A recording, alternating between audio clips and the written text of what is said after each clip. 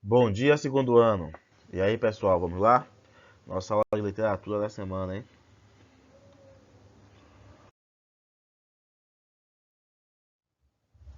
Então, nosso primeiro assunto da quarta unidade é parnasianismo, página 66 do módulo.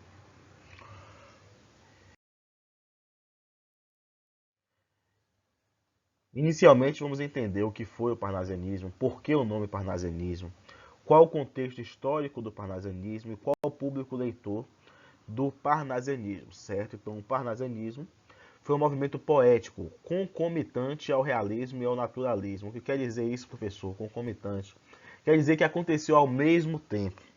No mesmo momento que acontecia o realismo, o parnasianismo, acontecia também o parnasianismo, ou seja, alguns autores se identificavam com as características do parnasianismo e em meio ao realismo e naturalismo escreviam obras com características do parnasianismo. Então, não foi necessário acabar o realismo, acabar o naturalismo para o parnasianismo começar. Ocorreu ali juntamente. O nome parnasianismo é uma referência ao Monte Parnaso, que na Grécia, de acordo com a mitologia grega, era o local consagrado por Apolo e suas musas, que eram entidades responsáveis por inspirar a arte e a ciência. Então, por essa relação com a mitologia do Monte Parnaso, eles resolveram atribuir o nome parnasianismo ao movimento literário.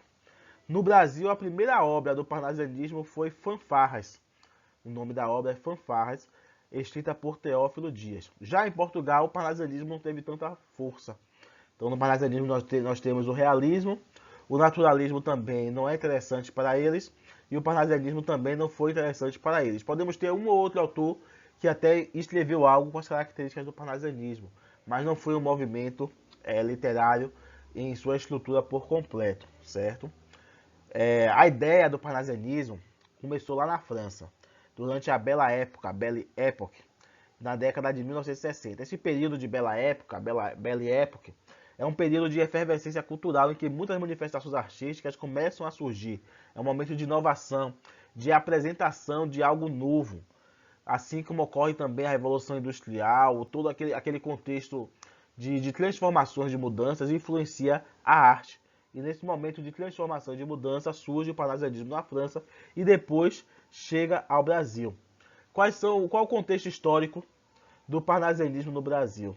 No Brasil nós temos lá a abolição do regime escravista e também a proclamação da República. Então é um momento de transformação dentro do contexto político e social.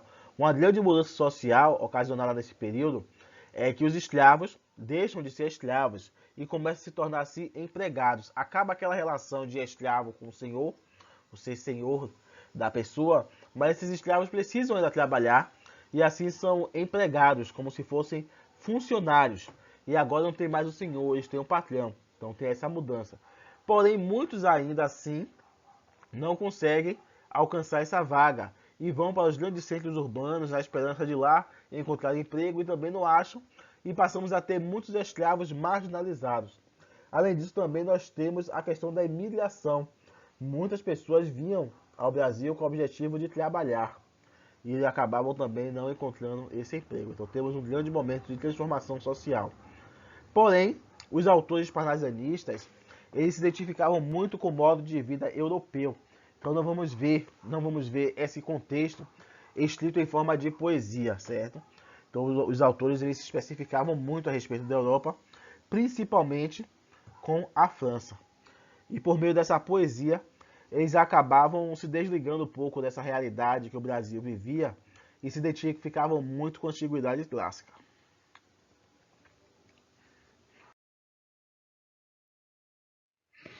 Características. Nas características nós temos logo um ponto interessante. Ó. Para os poetas parnasianos, o poema era resultado do trabalho árduo. Então eles não precisavam buscar uma grande inspiração como eram os autores românticos. Então o parnasianista, ele sentava e resolvia escrever uma poesia.